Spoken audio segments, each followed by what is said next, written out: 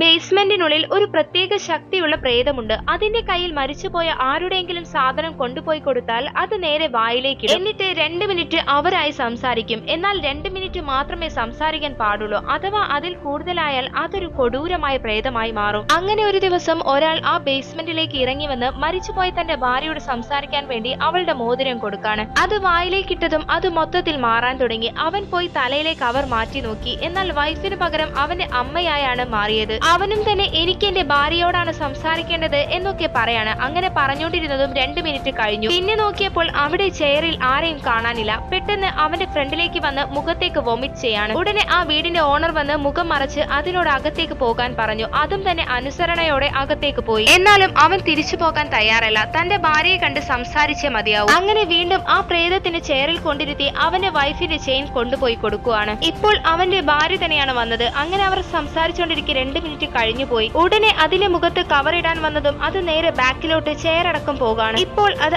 ആരുടെയും കൺട്രോളിലല്ല. അതൊരു കൊടൂരമായ പ്രേതമായി മാറാണ്.